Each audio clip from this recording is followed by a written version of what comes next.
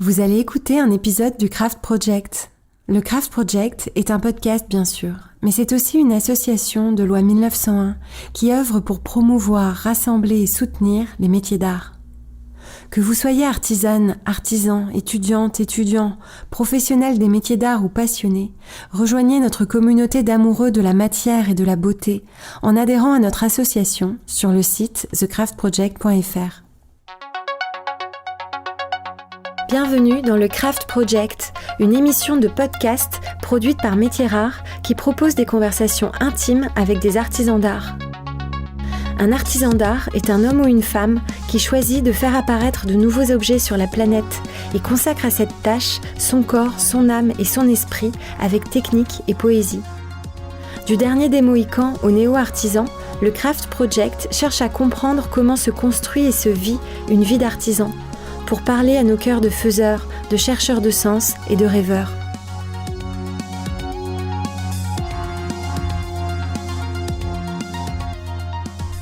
Je suis Raphaël Lebeau et aujourd'hui, j'interroge Ludovic Avenel.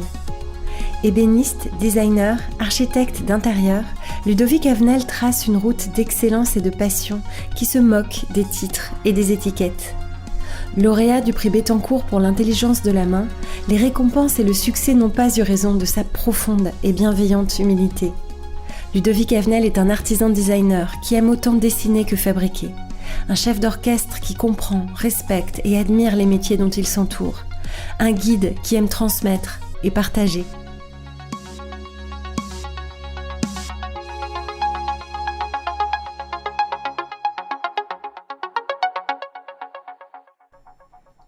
Bonjour Ludovic Avenel. Bonjour Raphaël.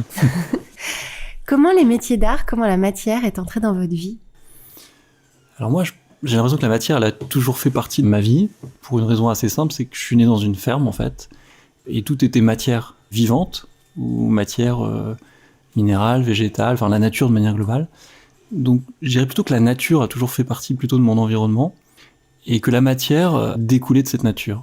Et la première matière qui en découle, c'est le bois, parce que c'était le premier matériau transformable que je pouvais un peu bricoler, ou un peu m'approprier en tout cas pour transformer, ou pour faire des choses. Et petit déjà, vous commenciez à bricoler, à fabriquer des choses ? Ouais, moi c'est venu assez jeune, j'adorais bricoler, et me suis tout de suite mis à fabriquer assez jeune au début c'était des jouets, après ça a été des outils, après ça a été des petites niches pour les oiseaux, enfin ça a toujours été des objets qui à un moment donné, au fur et à mesure de mon âge, trouvaient une utilité dans mon environnement, et donc ça a été plein de choses très différentes. Ouais. Et quelqu'un vous a appris ? Vos parents vous ont appris ? Pas mes parents directement, mais mes grands-parents. Ouais. J'étais très proche d'eux, et c'est vrai qu'il y avait une sensibilité à l'artisanat qui était très forte.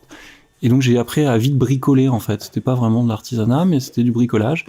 Et je trouvais ça vraiment génial, quoi. Et on est où là ? On est en France ? Alors on est en Normandie, Ouais. on est entre Rouen et Dieppe. On est dans un petit village où tout est paisible et où c'est facile de bricoler. Et quand il a été question de vous orienter, c'était quand ? C'était après la troisième ? Alors moi, c'était au moment de la troisième, et ça n'a pas été si simple cette question d'orientation, puisque c'est encore le cas, c'est que tous les métiers d'art, les métiers manuels, étaient quand même très dévalorisés et continuent, hélas, encore à l'être parfois. Et mon orientation, qui était déjà bien affirmée, le fait de vouloir faire ébéniste, était pas si simple auprès de mes profs, parce que j'avais des bonnes notes en parallèle à l'école, et bah forcément... Paradoxalement, ouais. Qui dit bonne note dit voie générale, etc. Donc quand je leur ai dit que je voulais faire un lycée professionnel et ébéniste, ils m'ont dit mais ça va pas, tu fais ton bac, tu peux faire autre chose, mieux que ça, etc. J'ai dit mais moi c'est ça que je veux faire, donc je le fais maintenant, je le fais après, enfin les questions se posent. Et puis finalement mes parents m'ont soutenu, j'ai eu la chance d'avoir des parents qui m'ont fait confiance en me disant bah écoute essaye, tu vas voir si ça te plaît vraiment. Et puis si ça te plaît pas, bah tu referas une voie plus générale. Ah oui, donc le risque, ça aurait été, si jamais ça vous plaisait pas, de redoubler en fait. Ouais, j'aurais refait une année, je serais reparti dans une voie générale, et finalement il n'y avait pas tant de risques que ça. Oui, mais c'est pas mal de le dire pour les parents qui doutent. Bien sûr. C'est pas un énorme risque. Non, c'est pas un énorme risque en fait. Le seul risque, c'est justement de pas se tromper. Enfin, j'ai cette chance d'avoir pressenti que j'aimais ça, et en commençant cette formation, je me suis rendu compte que j'y étais vraiment très bien, donc j'avais pas de temps à perdre à faire autre chose. Ouais. Alors racontez-nous, j'imagine que c'était Boulle. Alors non, je suis pas rentré à Boulle directement. J'imagine même mal, si j'avais alors. en perspective. Non, j'ai commencé par un petit lycée professionnel qui est à Brionne dans l'Eure. Et qui a une formation FMA. Et qui a une formation métier d'art. et métier d'art, ébénisterie. et qui est un tout petit lycée, pas connu, mais qui mériterait de l'être parce que je trouve qu'il y a encore des profs extraordinaires qui ont su vraiment, moi, me transmettre la passion de la matière.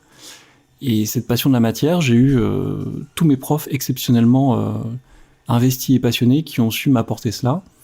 Et c'est après qu'est née l'envie d'abord de rentrer chez les compagnons. J'y ai fait un rapide passage. Oh là là, ça va trop vite.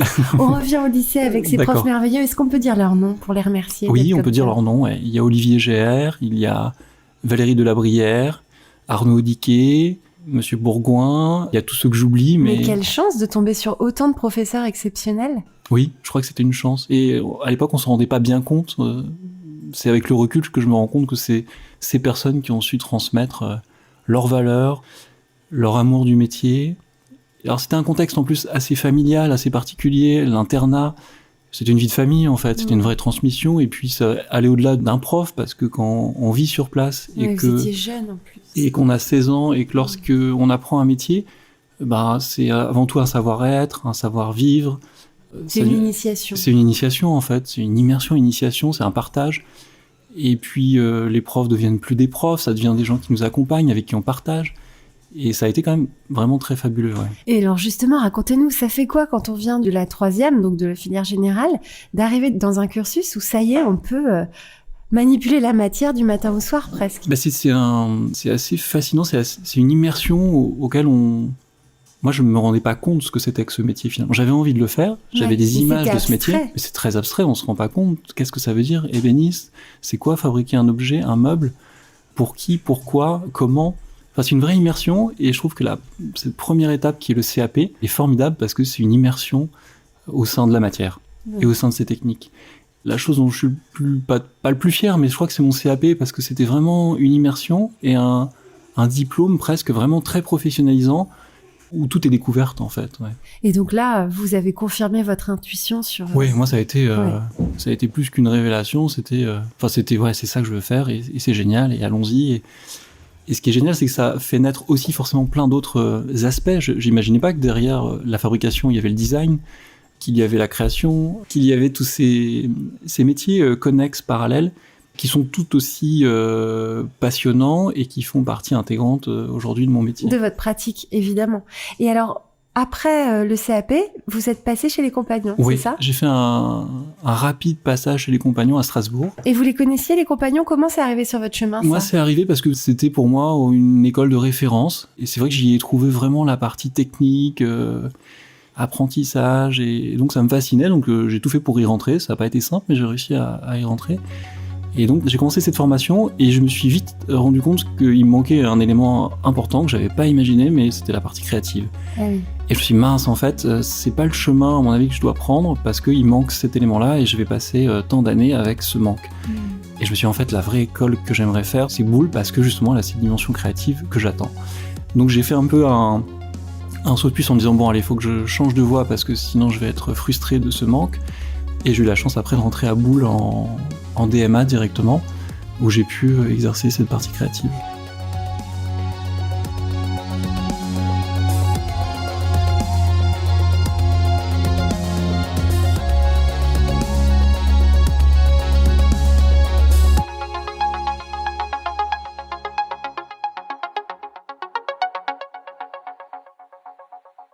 C'est quoi l'ébénisterie ? Alors l'ébénisterie, c'est un vaste métier qui est lié à la connaissance du bois, et plus particulièrement du fait qu'il travaille. Et comme il travaille et comme il bouge, ce matériau bois est né au fil des siècles et de l'histoire du mobilier des techniques, dont une qui est le plaquage. Et ce menuisier en ébène, qui travaillait l'ébène en faible épaisseur, est devenu un ébéniste. D'accord. Et donc le métier d'ébéniste, c'est quelqu'un qui a la capacité de fabriquer des meubles en bois massif et en plaquage. Et cette dimension qui est le plaquage, qui est une connaissance technique appliquée au fait qu'il travaille, mon métier au quotidien, c'est justement ça, c'est que c'est un bois vivant, c'est une matière vivante, et que je dois faire en sorte de faire des objets qui vont continuer à vivre, mais qui ne doivent pas se fissurer, ou qui ne se transforment pas trop non plus, c'est-à-dire que ça reste fonctionnel, que ça reste esthétique. Alors après, on peut s'amuser avec ces variations, mais il faut essayer de les maîtriser. Et mon quotidien, c'est essayer de mesurer et de maîtriser ces variations hydrométriques. D'accord, et maîtriser l'aspect naturel de cette matière qui est la vôtre. Tout à fait. D'accord, merci pour cette très belle définition. Donc on est à l'école Boulle, oui. Et là vous arrivez et puis vous découvrez vos pairs. Oui, là je rencontre des pairs. C'est presque une autre dimension, l'école Boulle, parce qu'il y a une dimension culturelle que je n'avais pas, moi, avant d'arriver à Paris, tout simplement, parce que lorsque vous êtes dans un petit village et puis que vous arrivez à Paris et que vous arrivez à Boulle, qui a une culture extraordinaire, aussi bien sur le mobilier, mais sur tous les arts, et Paris, qui est aussi une ville culturellement très forte, c'est une immersion dans la culture, en fait. Et Boulle, c'est une immersion avec des pairs qui ont cette force de transmettre cette culture du métier et tout ce qui va autour. Et vous avez réussi à, alors je dis pas rattraper parce que je sais pas s'il y a beaucoup d'étudiants de 18 ans qui ont une grande culture, enfin je l'espère, mais comment vous vous êtes abreuvé de tout ça? Je me suis immergé d'expos, beaucoup d'expositions, de musées, de lectures. Et c'est une école où on travaille beaucoup, on aime travailler à Boulle. Enfin, j'ai jamais autant travaillé qu'à Boulle. Mais ça fait partie de cette culture d'appétit de travail qui va dans le sens d'apprendre et de partager. Et c'est le partage aussi avec les autres, c'est ceux qui avaient peut-être plus de culture, et c'est cette envie d'apprendre et de progresser, et ça s'est fait de manière assez naturelle. Et j'ai eu la chance aussi quand même d'avoir des profs qui m'ont beaucoup aidé, c'est-à-dire me dire, Ludovic, ce soir, viens, je t'emmène. J'ai le souvenir d'un prof, Jean-Claude Netton. Je le cite parce que c'est quelqu'un qui m'a façonné, et quelqu'un parfois pas facile, on peut le dire, mais qui avait une vraie exigence. Et son exigence, elle avait un vrai sens, je le vois d'autant plus aujourd'hui, parce que c'est un métier qui a beaucoup d'exigences. Mais il avait aussi cette dimension très culturelle de l'application de ses métiers. Et un jour, il m'emmène, il me dit, on va boire un verre, je savais pas où on allait, et il m'emmène au Crayon, à l'hôtel.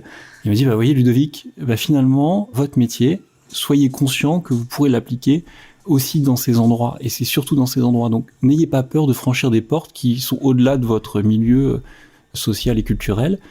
Apprenez et voyez comment vivent aussi d'autres cultures, d'autres niveaux sociaux, et n'ayez pas peur de ça, de franchir ces paliers qui sont importants à un moment donné. Quelle leçon! Oui.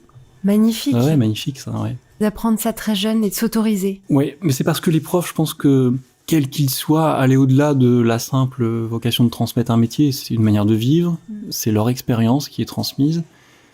Donc il y avait un vrai partage humain en fait, qui était très simple, très humble, mais qui était très fort, parce que finalement, tous ces gens passionnés, ils habitent leur métier. Enfin, c'est pas un métier, ça fait partie d'eux, c'est un prolongement de leur vie, ça fait partie de leur vie. Et à Boulle, j'ai l'impression que, comme d'ailleurs beaucoup d'écoles, à Brionne c'était pareil, on vivait le métier, quoi. C'était une manière de vivre, un art de vivre. Et vous avez continué votre cursus pour aller vers une dimension plus créative quand vous êtes allé à Boulle? Tout à fait, ouais. Donc après mes études d'ébénisterie, j'avais envie vraiment de faire de l'archi et du design. Donc en fait, j'ai poursuivi en diplôme supérieur des arts appliqués, en design produit et architecture d'intérieur. Alors comment c'est venu cette envie-là? Parce que vous qui êtes un homme de la matière, de la travailler vous-même avec vos mains, pourquoi cette envie de créer vous-même? Parce que j'avais l'impression que la matière sans l'esprit, il manquait quelque chose. Donc j'avais envie d'aller un peu plus vers peut-être l'esprit, le design. Et le design, c'était une manière de conceptualiser, j'avais envie de créer, de dessiner, et je me rendais compte que l'espace était un sujet intéressant, le design en tant que tel aussi. Et ça m'a fait du bien, en fait, de prendre du recul sur le métier. Ça a été surtout une bonne formation pour prendre une distance avec le fait de faire, et de prendre une distance sur la réflexion des usages, du recyclage. Il y a eu des thématiques très fortes dans ce sens, sur le recyclage notamment. Et le fait de ne plus le faire, à un moment donné, ça m'a fait aussi du bien, parce que je me suis rendu compte que finalement, j'aimais énormément ça, mais que ça faisait aussi du bien de se mettre un peu en pause, de prendre un peu de distance. Et qu'est-ce que je peux en faire de ce savoir-faire? Est-ce que demain, je fais de l'archi? Est-ce que je fais du design? Est-ce que je reviens vers la fabrication? Donc ça m'a permis de me poser quand même pas mal de questions sur mon parcours d'apprentissage du métier d'ébénisterie. Et il y en avait beaucoup des comme vous en design? Oui, on était quelques-uns, ouais. Et ce qui est bien, c'est qu'il y avait beaucoup de gens qui n'avaient pas fait de parcours dans l'artisanat, mais qui avaient une vraie culture du design au sens large, industriel, au sens du service. C'est parfois été des moments difficiles, parce que moi, c'était un tout autre monde, un tout autre métier, mais vraiment passionnant, parce que finalement, ça a permis de partager avec des gens qui avaient une autre vision sur les métiers d'art, sur l'industrie, sur les objets du quotidien, sur les usages qu'on en faisait, d'ordre privé ou public. Donc tout ça a été assez riche, ouais. Et donc vous avez intégré en fait ces deux aspects et vous êtes à vous seul la résolution de cette dichotomie qu'il peut y avoir parfois entre les artisans d'art et les designers, parce que vous êtes les deux. Oui, j'essaie d'être les deux, ouais, j'essaie de plus avoir de casquette en tout cas, parce que je me sens bien à fabriquer, je me sens bien à dessiner, je me sens bien à penser les choses. Et justement, quand j'ai fini ces études, je me suis dit, mais qu'est-ce que je fais? J'adore fabriquer, j'adore dessiner, mais l'idéal, c'est que je trouve un job qui me permette de faire les deux, en fait. Parce que j'ai pas envie de faire que l'un ou que l'autre. Alors, soit je vais en agence, soit je monte mon atelier. Et ça a été assez longue réflexion, puis en vrai, je me suis dit, en fait, je crois que je vais monter mon atelier, je vais essayer de faire les deux, c'est-à-dire dessiner et fabriquer. Et soit dessiner pour les autres, ou accompagner, mais en tout cas d'essayer d'associer les deux. Et peut-être que ça me permettra de continuer à apprendre, ou d'explorer, ou... Donc tout de suite, en sortant d'école, vous avez monté votre atelier? Tout de suite, ouais. Et je suis arrivé dans cet espace dans lequel nous sommes. Là où nous sommes, dans le 12e arrondissement. Il y a 12 ans, ouais, tout à fait, ouais.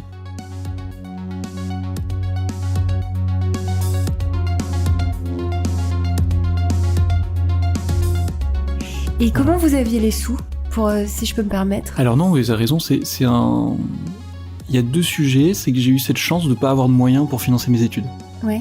Et ça a été une chance extraordinaire, c'est que j'ai travaillé très jeune, et je me suis fait, sans m'en rendre compte, une clientèle. Parce que je travaillais l'été, je travaillais les vacances. Mais faites quoi comme boulot? Restauration de meubles, intervention chez des particuliers qui se font cambrioler, il faut changer une serrure. Et puis finalement, je me suis fait un réseau naturellement pendant des années. Et c'était amusant parce que moi je faisais ça de manière très naturelle, j'avais besoin de manger, payer mes études, bon voilà. Et j'ai quand même eu la chance d'avoir cette fondation Vallée, qui m'a soutenu pendant mes études aussi. Parlons-en. Voilà, c'est une très belle fondation. Fondation Vallée. Donc Odon Vallée s'occupe, c'est ça. D'accord, je ne la connaissais pas. Voilà, c'est sa fortune personnelle qu'il a investie notamment dans les métiers d'art et soutenir des gens avec de faibles niveaux financiers à leur permettre de vivre sur Paris et de faire leurs études. Et comment vous les avez trouvés et comment ils vous ont trouvés? Alors moi je les ai trouvés parce que j'avais été sollicité une assistante sociale et j'avais eu écho de cette fondation, donc j'avais postulé, j'avais eu la chance d'avoir cette bourse, donc ça m'a permis de faire mes études. Plus ce travail complémentaire, ça m'a permis de se faire un réseau. Et chemin faisant, j'ai eu de plus en plus de demandes professionnelles, donc aller voir une banque et de demander un emprunt pour s'installer, ça n'a pas posé vraiment de problème. Et au moment où je me suis mis à m'installer, j'ai eu cette chance assez extraordinaire aussi de gagner le prix de la Fondation Bettencourt. Ah, c'était au tout début? C'était au tout début, ouais. Donc en fait, les deux cumulés entre déjà ce réseau existant, cette envie de monter une structure, plus ce prix qui tombe à point nommé, ça m'a permis de juste aller voir une banque et dire voilà, je m'installe, j'ai un petit capital de côté, est-ce que vous êtes en mesure de me prêter, est-ce que vous me faites confiance pour m'installer? Voilà. Oui, votre profil était rassurant. Donc c'était plutôt rassurant et moi j'étais confiant aussi dans mon choix, enfin je voulais faire ce métier, je voulais m'installer, donc c'était pour moi... Et on parle de combien pour s'installer avec son atelier? Moi je crois qu'à l'époque j'ai fait un prêt de 30-35 000 euros. D'accord. Et ça m'a suffi amplement pour commencer démarrer, à travailler. Acheter les premières mais machines. Finalement, je me souviens, c'était un peu audacieux, mais encore sur des conseils de profs de l'école Boulle en me disant mets au dernier moment les doigts dans l'engrenage de l'entreprise, des charges, etc. Et c'est vrai que je me souviens avoir vendu 2 projets d'un certain montant, et j'avais même pas de structure, j'avais 2 chèques, et j'étais voir la banque en disant voilà, j'ai 2 chèques, on va mettre sur un compte, et ça posait aucun problème. Enfin, c'est juste que c'est vrai qu'on est bien conseillé aussi sur ces aspects de gestion, ça change énormément de choses parce qu'on peut commencer à amorcer un travail, une commande, sans pour autant avoir un statut particulier. Et ça s'est mis en place de cette manière-là. Voilà. Et le prix Bettencourt, il a 20 ans, vous l'avez eu il y a combien de temps? Moi, je l'ai eu en 2007. Ça fait 13 ans, oui, donc c'était le début du prix Bettencourt. C'était le début, ouais. C'était déjà autant le Graal que ça l'est maintenant? Tous les étudiants le connaissaient? Oui, pas tous les étudiants, mais tous les professionnels. Surtout que c'était par métier. Ouais. Donc il y avait une année, c'était le bijou, une année... Ah non, je savais pas ça. Ah oui, c'était par catégorie. Il n'y avait pas ces 3 prix qui sont aujourd'hui bien identifiés. Ouais. Il n'y avait qu'un prix qui récompensait un travail dans un domaine bien spécifique. Et un artisan d'art. Et un artisan d'art. D'accord. Il n'y avait pas ce sujet de design, de dialogue, etc. Donc voilà, c'était... Et donc c'est intéressant parce que vous qui étiez à la fois du coup designer artisan d'art, vous avez candidaté comme artisan d'art. J'ai candidaté comme artisan d'art en présentant 2 pièces qui étaient une de mon diplôme. En fait, j'avais fait un travail un peu de synthèse de cette formation en ébénisterie. C'était une copie conforme d'une petite commode en galucha de Paul Iribe et Clément Rousseau. Et j'avais fait une deuxième pièce, c'est un pastiche, mais refaite qu'avec des matériaux de recyclage. D'accord. Et je m'étais amusé à montrer, par ce métier, une créativité qui peut s'appliquer dans le choix des matières. Et que souvent, une relecture en ébénisterie, c'est juste un emploi de matériaux nouveaux ou différents, avec des techniques différentes. Et donc c'était 2 pièces similaires, sauf qu'il y en avait une qui entre guillemets valait rien, enfin était complètement cheap avec des matériaux recyclés, mais qui avait la même valeur esthétique que l'autre. Donc finalement la valeur d'un objet, le fait d'avoir un matériau rare ou pas rare, qu'est-ce que ça veut dire? Enfin j'avais questionné tous ces sujets qui sont plus de l'ordre finalement du design.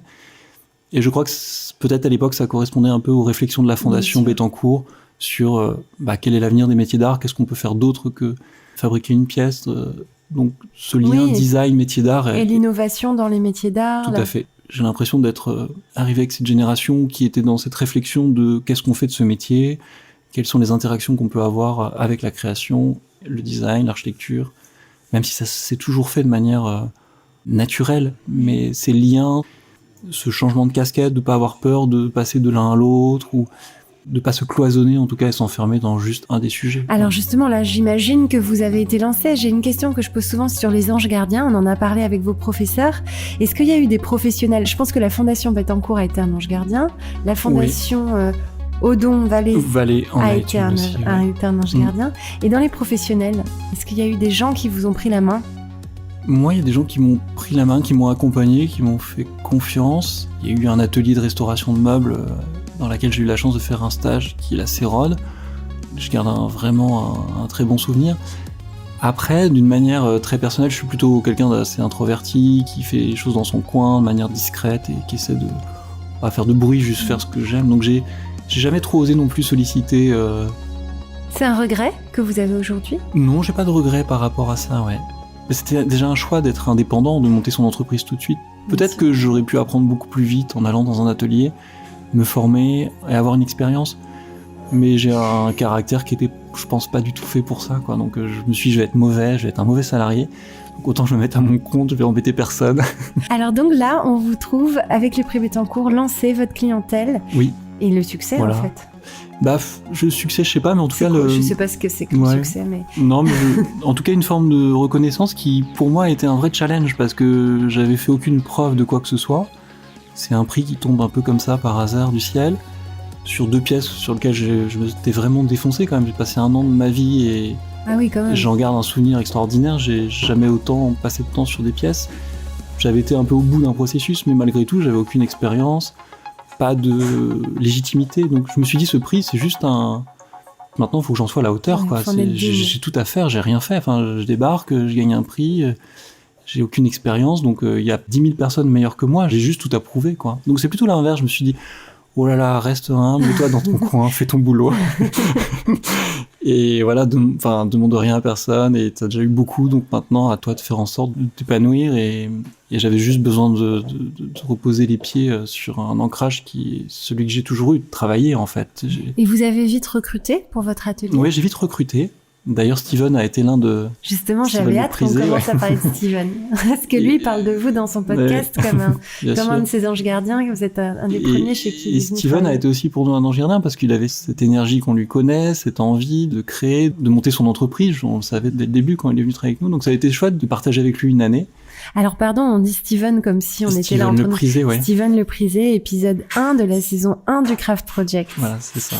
Et ça a été un chouette partage. Et ce qui a toujours été chouette avec les gens avec qui j'ai pu travailler, c'est que finalement on apprend de tout le monde. Moi, j'ai jamais autant appris que des gens avec qui j'ai été. Et c'est une remise en question permanente. Je sais que quand j'ai commencé, j'étais tout sauf un bon, entre guillemets, manager. Je savais pas gérer des équipes, je savais pas comment agir. Et finalement, ça a été une vraie formation, parce que ça s'apprend pas forcément à l'école.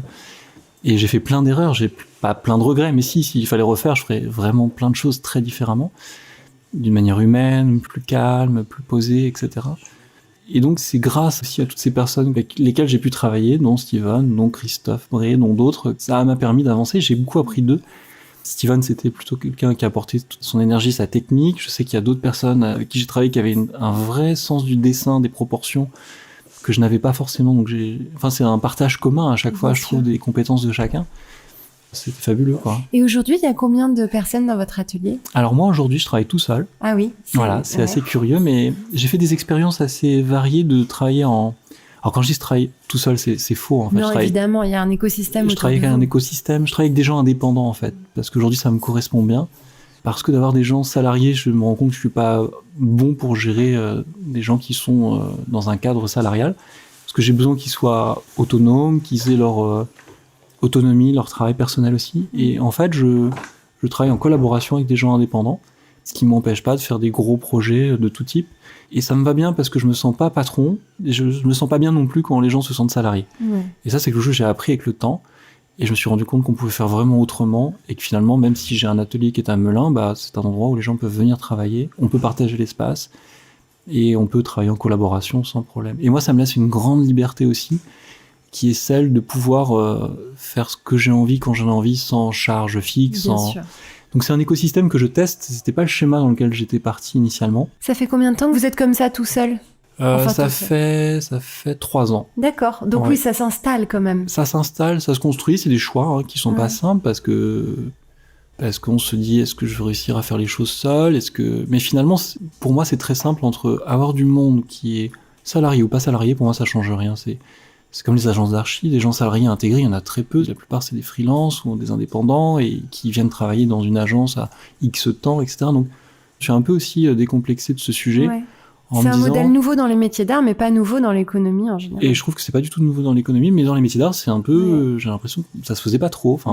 Et ça me permet aussi de mieux partager et de plus être sur une forme d'équité dans le travail au quotidien. Et ça me va très bien. Une relation d'équilibre. C'est un équilibre, tout à fait. Et aussi avec des compétences très variées. Je sais que parfois j'ai des projets en marqueterie avec des coques en résine. On a fait un projet comme ça pour l'industrie automobile.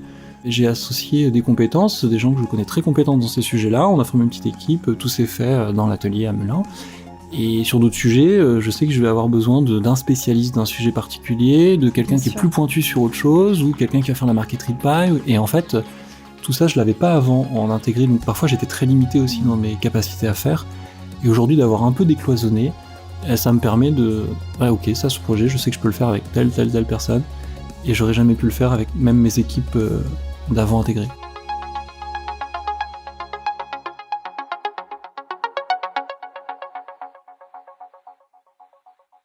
Alors là, vous êtes concepteur, designer, chef d'orchestre. Est-ce que vous continuez à faire vous-même ? Oui, moi je continue à faire peu, mais j'espère faire plus. Ouais, vous avez envie. Ouais, c'est-à-dire que, en fait, j'avais avant la frustration de quand j'étais trop à la fabrication, j'avais la frustration de pas être assez à la conception au dessin. Et aujourd'hui, parfois, à trop dessiner, à trop concevoir, à être trop chef d'orchestre, j'ai un peu de frustration à pas fabriquer. Donc c'est un équilibre qui est pas évident, mais qui s'opère de manière assez facile, parce que cette liberté de gestion de mon temps aujourd'hui me permet de, quand il y a quelque chose qui m'intéresse, de pouvoir le faire. Ouais, de creuser, de chercher, etc. Et puis quand je vois que j'ai moins d'intérêt ou que c'est plus dans la compétence de quelqu'un d'autre, je préfère le déléguer ou le donner à faire. Mais ce sujet, souvent on me l'a posé, est-ce que le fait de dessiner, concevoir, t'es pas frustré de fabriquer ? Et non, c'est souvent l'inverse. Je crois que je suis plus frustré de pas dessiner quand je suis à l'atelier. Ouais. C'est difficile de tout faire. Non, mais bien sûr. Ouais. Alors, je sais que vous êtes investi dans la fondation Bettencourt Schuller. Oui. Vous avez co-créé l'association des lauréats. Les lauréats, oui. Vous pouvez nous parler de cette association, de sa vocation, de son ambition ? Cette association, elle est née, je pense, du fait de réunir l'ensemble des lauréats qui sont localisés en France, qui n'ont pas une centaine, c'est ça ? Une centaine, ouais, peut-être même plus, je sais pas exactement le nombre.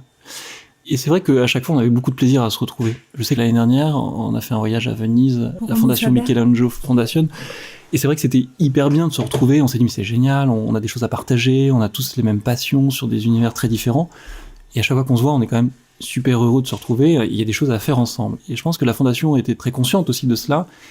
Et c'est vrai qu'au-delà du fait d'avoir le prix, entre guillemets, c'est intéressant qu'il puisse y avoir des choses qui se poursuivent et qui se mettent en place autour des lauréats. Donc, il y a un petit groupe qui s'est constitué et qui a mis en place cette association qui a pour but de valoriser le travail de chacun et aussi de valoriser un travail plus collaboratif entre ces différents lauréats. Il y a des choses qui sont en train de se mettre en place dans ce sens. Il y a l'objectif aussi de créer une communication plus... Parce que chacun a les mêmes problématiques dans les métiers d'art. Il y a des compétences très pointues et très précises, mais parfois ce qui manque, c'est une visibilité ou une connexion avec des gens qui pourraient commanditer ce genre de choses. Un réseau.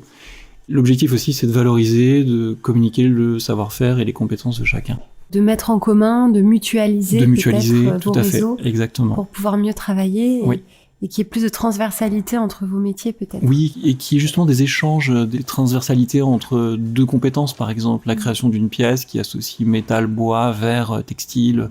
Enfin, tous les ponts et les passerelles possibles entre les différents savoir-faire. Et justement, alors je vois très bien l'intérêt que c'est comme quand on se réunit, nous, au Craft Project, c'est que c'est très rare, en fait, pour les artisans d'art de sortir de leurs ateliers. Et quand on se rassemble, c'est à chaque fois un bain de créativité. Oui. Et puis, il y a ce plaisir de voir qu'il y a des gens qui sont animés comme on l'est par des compétences qu'on maîtrise pas. D'autres matières, c'est vraiment des découvertes à chaque fois. Et on se dit, mais c'est génial, regarde avec ça, moi, je pourrais faire ça. Enfin, il y a une vraie émulsion créative qui s'opère à chaque fois qu'il y a des rencontres de passionnés et en plus de gens qui sont un peu experts. Et tout de suite, il y a des envies, quoi. Ça, c'est génial. Qui naissent. Et en même temps, cette association, est-ce qu'elle est également ouverte vers le reste des artisans d'art, vers le reste des métiers d'art ? Parce que je vois que vous avez un compte Instagram qu'on peut suivre. Qu'est-ce que vous avez envie de dire au reste de la communauté ? Comment vous vous inscrivez dans l'écosystème en général ? Je crois que l'idée, c'est de s'inscrire de manière très simple, très humble, de manière très horizontale, de partage. Et si justement ça peut permettre à d'autres artisans, d'autres passionnés, d'aller voir un lauréat qui est proche, ou etc. Je pense que l'idée, c'est d'ouvrir. Voilà, c'est l'ouverture vers les autres, et que ce soit surtout pas une association fermée, un club fermé. Non, c'est tout sauf ça, c'est une ouverture vers les autres. Et c'est plutôt rassemblons-nous pour être un peu plus fort pour ça. C'est pas chacun dans son coin, à son échelle. C'est vrai qu'on peut tous le faire de manière individuelle, mais si on se rassemble, je pense qu'il y aura beaucoup plus de rayonnement autour de cela. Éclairé autour de vous. Éclairer et de partager. Et bien sûr, je crois qu'après, il faut qu'on fasse attention à ce que ce soit pas trop... que ça paraisse pas fermé, justement, que ça paraisse très ouvert et accessible, et que chacun puisse y apporter, s'il a envie, des idées, des choses, et que ça puisse aussi ouvrir à des gens qui sont pas du tout lauréats, et au contraire, tant mieux s'il peut y avoir des ouvertures extérieures. Très bien. De toute façon, on a tendu une grande main entre l'association Craft Project et l'association Les Lauréats. C'est vrai qu'on se sent un peu sœurs. Je pense qu'il ne faut pas qu'il y ait de chapelle, entre guillemets. Je crois qu'on travaille tous dans un même objectif commun. C'est le bien-être de chacun, avec les compétences de chacun, et le rayonnement de ces métiers qui sont fabuleux, qui ont du sens, je trouve, aujourd'hui, dans une époque comme la nôtre, qui ancre des savoir-faire dans un territoire. Et je trouve que ça, c'est pour moi fondamental. Ça a un vrai sens sociétal. Et je crois que c'est en cela où on a une forme de responsabilité individuelle et collective, et c'est en cela où je crois que chacun peut y apporter quelque chose. Et si ces différentes organisations et associations peuvent réfléchir ensemble à ce que nous pouvons faire ensemble, moi je trouve que c'est formidable. C'est ce que ça permet de faire en tout cas. Et c'est le sens de l'histoire, de ce qu'on a envie de faire, nous, ça c'est sûr. Bien sûr.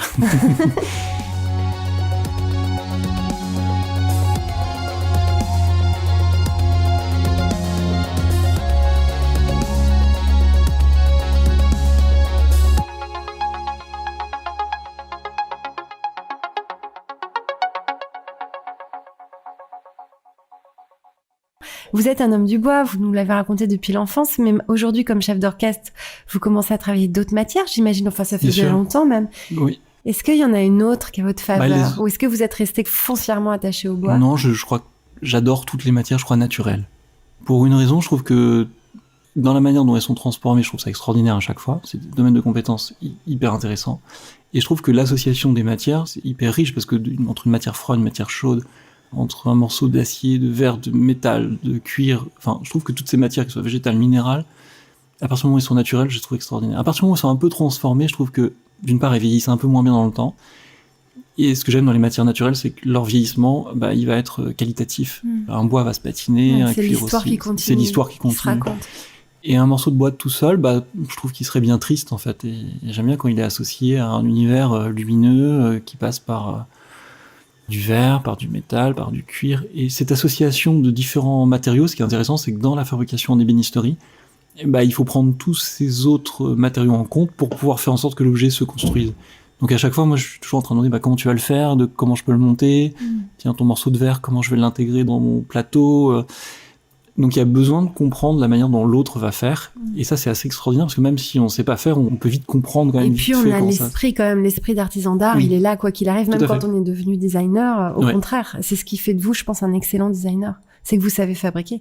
Oui, peut-être, je sais pas, mais en tout cas ça permet de choisir les matériaux à leur juste utilité aussi. Parfois je me rends compte qu'un morceau de bois est pas utile parce qu'on veut de la finesse, et que ça serait beaucoup plus élégant de le faire avec une pièce en acier pliée parce qu'on aura l'élégance, la rigidité, etc. Donc les propriétés des matériaux est hyper intéressante dans le design, c'est parce que ça permet de faire des choses qu'on n'aurait pas pu faire en bois, par exemple.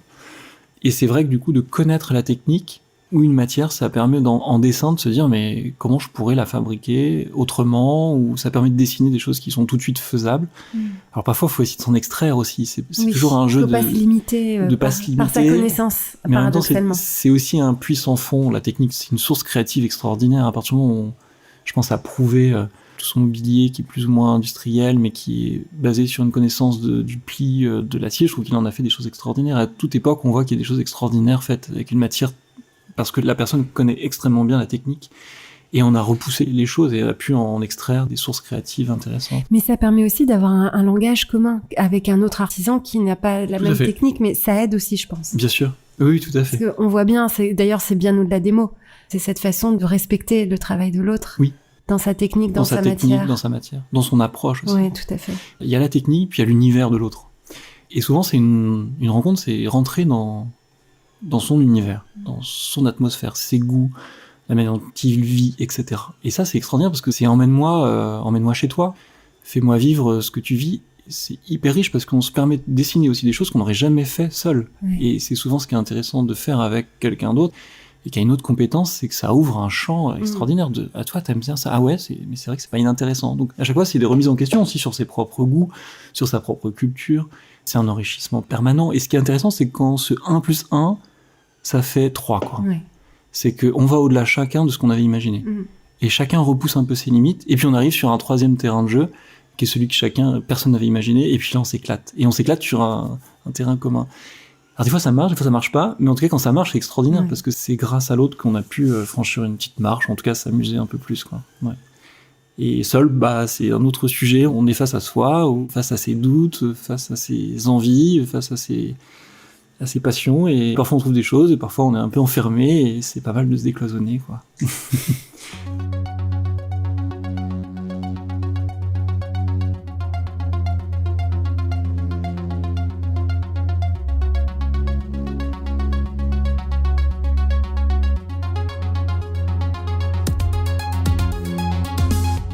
Je connais une fée des métiers d'art. Oui. Qu'est-ce qu'elle peut faire pour vous avec sa baguette magique? Ça, c'est une bien grande question. Moi, ce que j'aimerais qu'elle fasse, c'est qu'elle puisse permettre à plein de jeunes qui ont envie de faire ce métier de pouvoir avoir accès à nos belles écoles. Je pense à toutes ces belles écoles d'art à Paris, pouvoir se loger à Paris et de pouvoir financièrement, en fait. Financièrement vivre à Paris et pouvoir faire ces écoles qui sont soit publiques ou soit privées. Et je trouve que si on peut permettre à tous nos jeunes qui ont une envie pour la transformer, telle que moi j'ai pu avoir eu cette chance, je trouve que c'est formidable. Donc s'il y a une fée qui peut faire cela, je l'encourage à le faire. Ça coûte combien une année d'études? Ça veut dire, par exemple, votre bourse c'était combien pour vous permettre de faire vos études? Pour tout vous dire, mais je crois que c'était dans les 3500 € par an, ce qui permettait de payer une bonne partie du loyer avec toutes les autres aides possibles. Donc c'était vraiment pas négligeable, ouais. Ça absorbait déjà tout le prix du logement. Oui, d'accord, mais voilà, quand on imagine un mécène qui pourrait nous accompagner, pour 30 000 € on a 10 étudiants qui peuvent faire une année d'études dans les métiers d'art, par exemple. Bien sûr. Oui, tout à fait. C'est pas délirant. C'est pas du tout délirant. Il n'y a pas des besoins démesurés, c'est juste se loger et payer les fournitures si besoin. Et c'est vrai que c'est des études qui demandent énormément de fournitures parce que il y a besoin de matériel, etc. 500 € minimum par an. Bien sûr, oui, je pense, ouais, tout à fait. Donc ce petit ascenseur, en tout cas, ce qui permettrait cette marche, ce lien entre une envie et la possibilité de la transformer par une formation. J'ai un deuxième vœu, si je puis me permettre. Avec plaisir. Je trouve que l'interconnexion entre les métiers, elle est extraordinaire.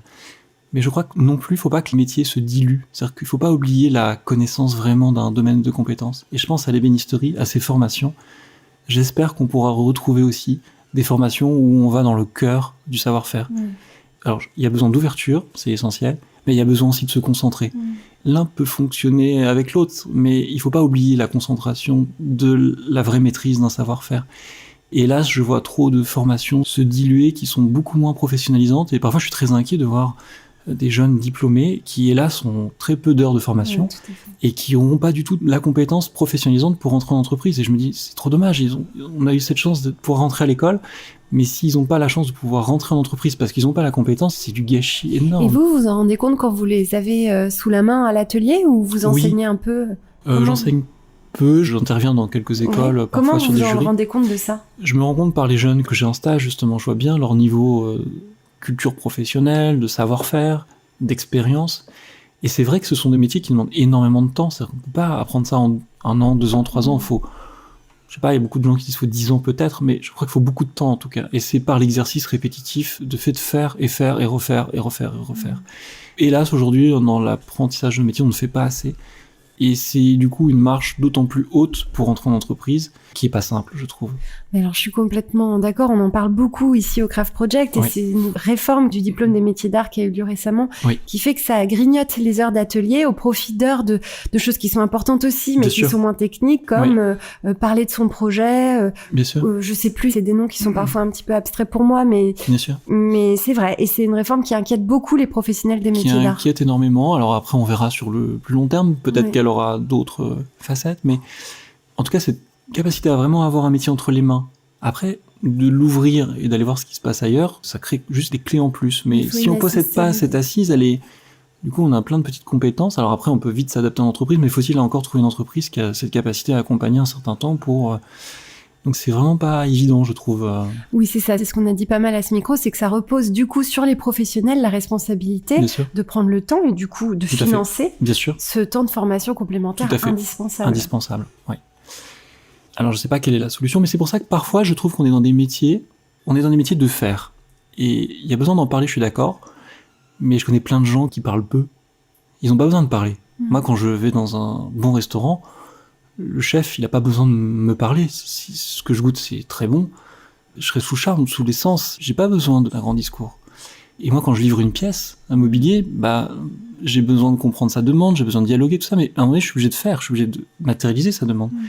Et sa satisfaction, j'ai rien à vendre. J'ai juste à donner, j'ai juste à transmettre. Et je vais le voir sur son visage, s'il est content ou pas content. Je livre la pièce, je ressens les choses. Et lui aussi, moi aussi, on est sur du non-dit. Et il y a beaucoup de choses qui, dans nos métiers, sont dans le non-dit. Cette formation, elle passe par le non-dit. Il y a plein de choses qu'on transmet par le geste, l'attitude, dans le regard, dans la posture. Et c'est pour ça que tout ce qui est autour, parfois, est intéressant. Mais je crois qu'il faut pas oublier l'essentiel, c'est le fond. Et le cuisinier, c'est ce qui va nous donner à manger. Et nous, c'est ce qu'on va fabriquer, qu'on va donner aux autres. Et c'est cela qu'on va regarder, pas le reste. Pas l'artifice qu'on va essayer de mettre autour, peut-être pour noyer le poisson. J'exagère, mais c'est très bien dit. Et je crois qu'il faut qu'on se concentre, je pense, dans nos métiers sur ces fondamentaux-là. Et on pourra pas y échapper. On n'est pas dans des métiers où on peut vendre quelque chose qui n'existe pas. On peut pas tromper. Il n'y a pas de blabla. Il n'y a pas de blabla. Non, l'objet, il est là, il existe. On le voit, on ressent des choses et ça suffit. Le ressenti fera le jugement. Et puis, il y a plein de gens qui pourront s'occuper de faire les blabla autour. Il y a plein de gens pour qui c'est le métier et qui le font très bien, mieux que nous, d'ailleurs. J'en fais partie. Je m'auto-vanne.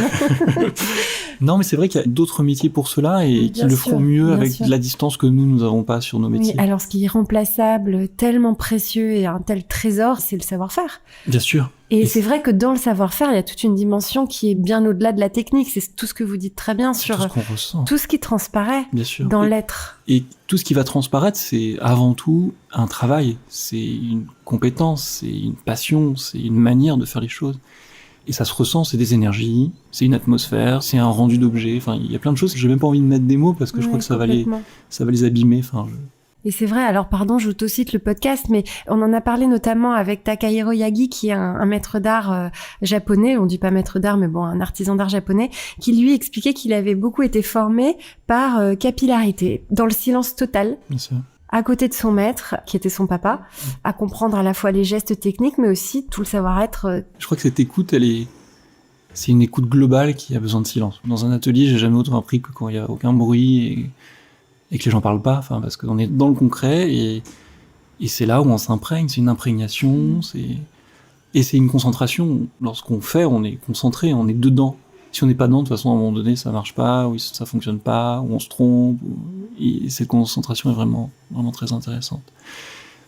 Mais c'est une forme d'initiation qui est très humaniste, en fait. Je trouve que tous ces métiers, c'est la connaissance de l'autre, c'est la connaissance de soi, c'est la connaissance d'une matière, des matières. Et on est toujours plus ou moins dans des recherches qui peuvent être très différentes, mais je trouve qu'il y a beaucoup de choses qui parfois reviennent, qui est cette notion d'équilibre, de beauté, entre guillemets, d'harmonie, de plaisir, qui soit visuel, ou sur des ressentis que nous avons par nos sens. Et moi, je me sens pas du tout dans un métier ou dans un domaine où, en tout cas, entre guillemets, nécessaire fonctionnellement. C'est-à-dire que je suis sur des usages, manger, dormir, s'asseoir, ça m'arrive souvent, mais néanmoins, je suis là pour apporter du plaisir. Et de la beauté. Et de la beauté. C'est des rencontres humaines, c'est des partages, et souvent, ce que je retiens le plus après la fabrication d'un objet, c'est ce que j'ai vécu avec la personne pour qui je l'ai fait ou avec qui je l'ai fait, que ce soit en interne avec les équipes que pour la personne. Et c'est tout ça qui reste, c'est tout ça qui permet après de redonner une énergie pour recommencer une nouvelle histoire sur un nouveau sujet. Ce sont sans cesse des histoires, je trouve, extraordinaires, qui sont avant tout humaines. Ouais. Et la matière nous permet de nous rencontrer. On est là, ensemble, je suis ravi de pouvoir échanger, et c'est grâce à cette matière extraordinaire qui est le bois, et c'est elle qui nous lie, qui nous relie, et je trouve ça extraordinaire, parce que elle a rien demandé, elle. On s'occupe d'elle. Oui, c'est vrai, il y a un côté magique sur tout ce que ça fait arriver, en fait. Oui, tout ce que ça suppose, tout ce que ça permet, tout ce que ça... Ouais. Merci Ludovic Merci à Avenel. vous. Merci Raphaël.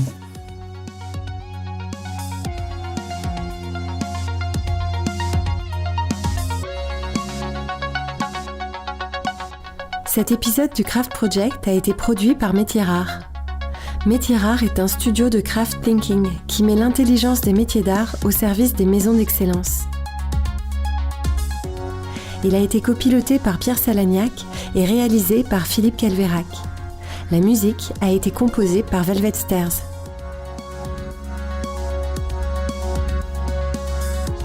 Si vous avez aimé cet épisode, dites-le nous avec 5 étoiles et un gentil commentaire sur Apple Podcast.